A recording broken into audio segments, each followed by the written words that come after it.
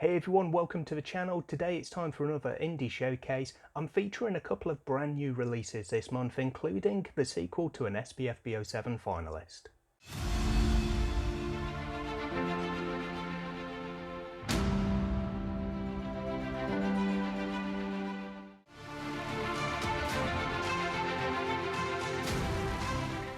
Hi everyone, my name is TL Greylock, or you can call me Taya, which is my full first name.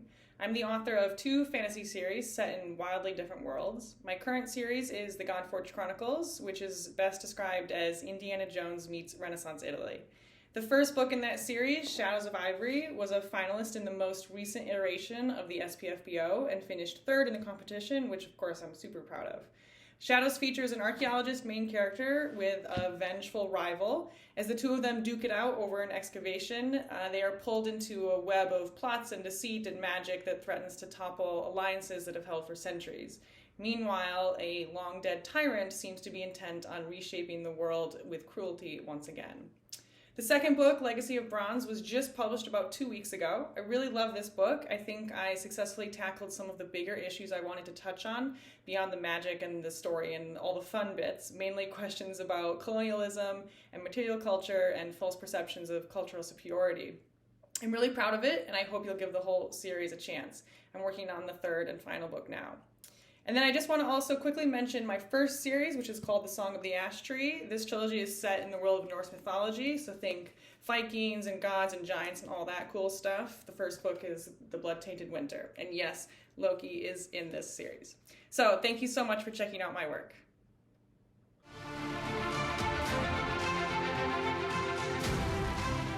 Hey everybody, thanks for tuning in. I appreciate you, and thank you very much to Dom for allowing me to be on his channel, which is something that I never thought would happen.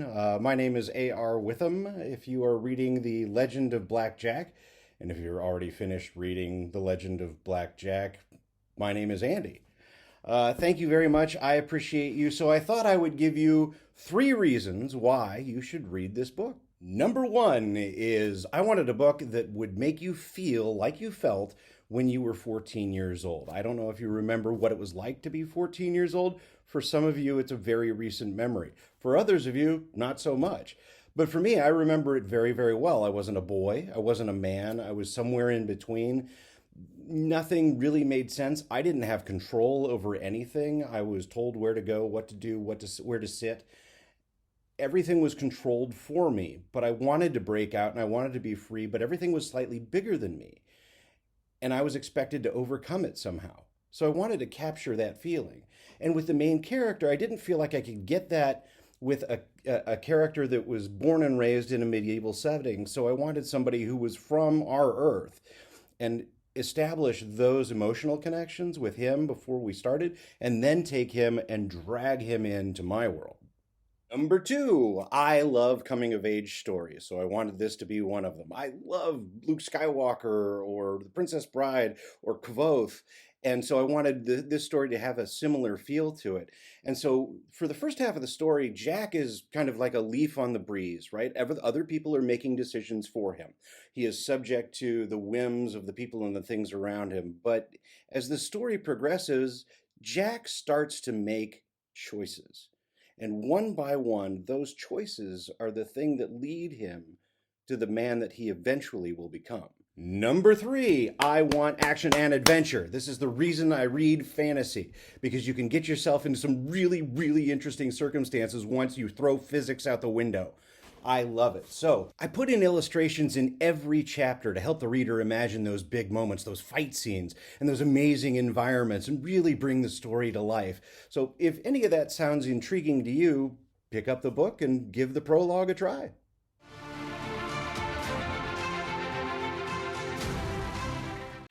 Yo, it's D.W. Ross. I am here to tell you a little bit about my debut novel, Cold from the North, which is part of the Onyxborn Chronicles series.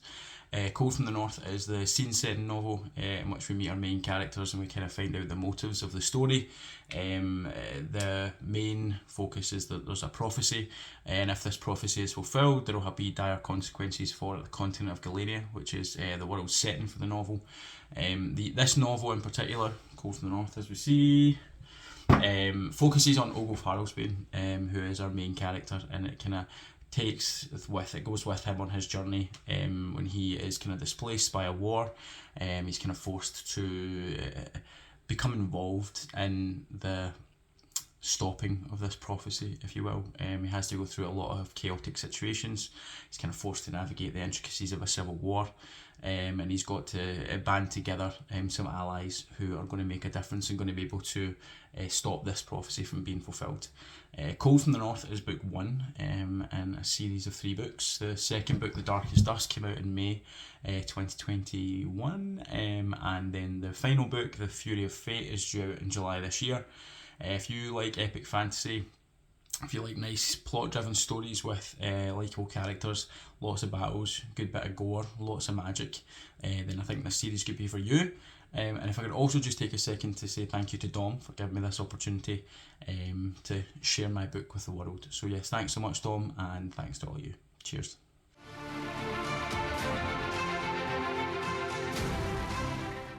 Hi everybody, my name is Linde. I'm a fantasy author from Norway. I've written The Beast Hunters, which is a fantasy book in a trilogy. It's about an orphan girl who becomes a beast hunter apprentice. So one night, her house is attacked by a monster, and both her parents are killed. And just before the monster kills her too, 2 beast hunters storm through the door and save her life. Seeing how she has nothing left, she's taken under their wing.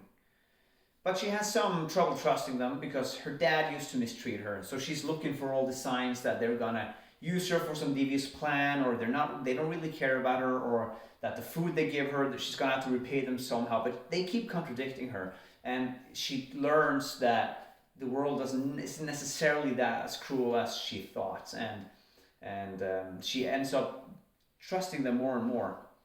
That might be because from when they meet her, they travel, and every night they teach her how to survive in the wild.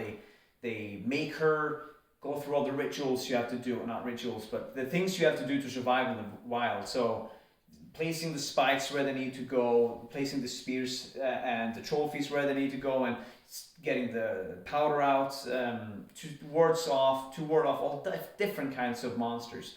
And the thing is that I'm trying not to use any monsters that already exist. Right? You won't find any vampires or werewolves in this book. They're all new, and she slowly learns to trust them more and more, and ends up joining them on a case in the village of Cornstead, where they meet an old man who have had all his belongings stolen. And the mystery just grows, and it ends up being larger than they thought. Well, I shouldn't really say much more. It's a really, really fun book. It's fast-paced as all hell, and I hope you check it out. And thank you so much for watching, and thank you so much, Dom.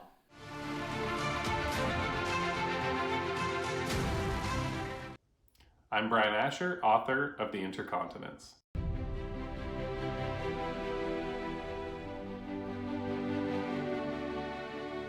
The Intercontinents are a cluster of floating nations that all share the same airspace. Each one has its own unique magic system, culture, or technology.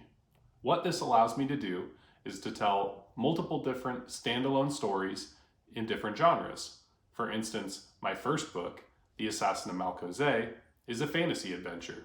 It features 3 unique heroes on their own journeys of self-discovery who are unwittingly united when an assassin's plot to kill the king unfolds.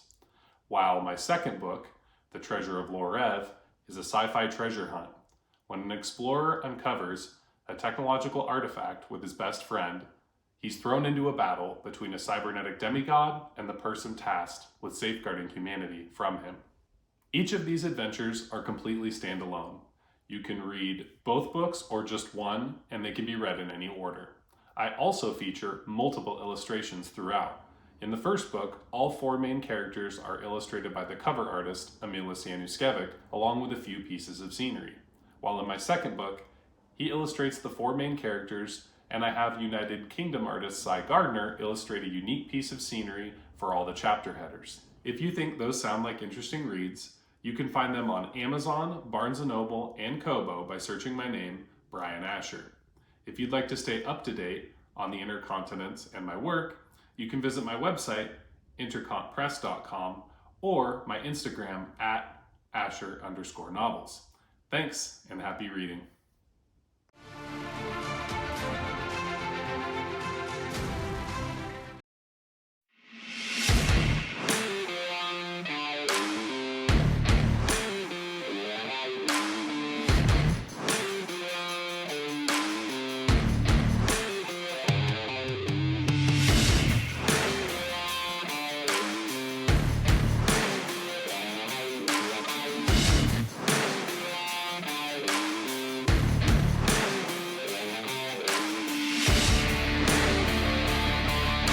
Hey Spec Fiction fans, it's Mikhaeyla Kopievsky here, and I'm excited to be sharing with you my new release, Tasmanian Gothic.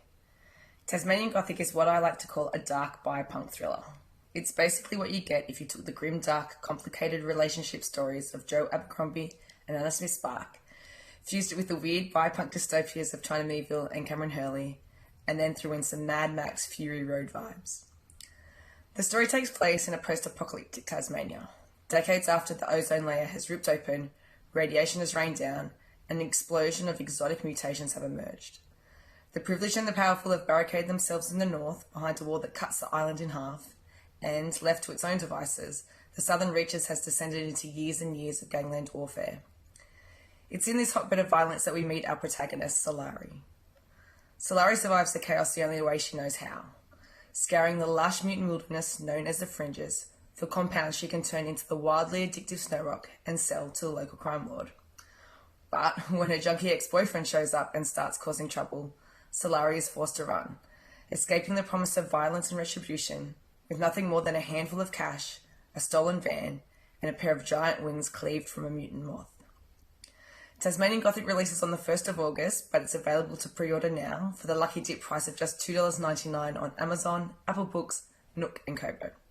It's also available as an ARC on NetGalley or by request for all the book reviewers out there. So if you like your reads a little dark, a little weird, and a lot of fun, I hope you'll check it out.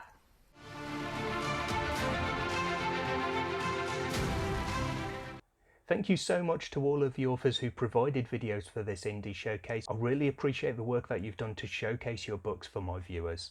If you're the author of self-published fantasy novels and you want to feature your work in one of these showcase videos, do get in touch with me on Discord, Instagram, Twitter, or via my email address, which you'll find in the About section on my YouTube channel. I'm always looking for new authors who want to talk in a quick 1 to 2 minute clip and show off their work. In the description box below this video, you'll find Goodreads links to the first book in each series showcased by these authors, and you'll also find the website where applicable for the authors as well. Do go and check out their work, you may find a new favourite. Also in the description box, as always, you can find all of the links to my social media accounts, my book club Discord, and my Patreon. I hope to see you in another video soon, but until then, as always, take care of yourselves, read some good books, bye for now.